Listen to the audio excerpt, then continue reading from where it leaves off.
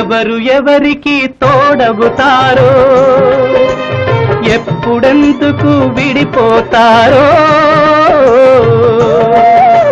మమతను కాదని వెళతారు మనసే చాలని ఉంటారు ఎవ్వరి పయనం ఎందాకో అడగదు ఎవ్వరిని బదులే దొరకదని అడగదు ఎవ్వరిని బదులే దొరకదని ఓ బాటసారి ఇది జీవిత రహదారి ఎంత దూరమో ఏది అంతమో ఎవరు ఎరుగని దారి ఇది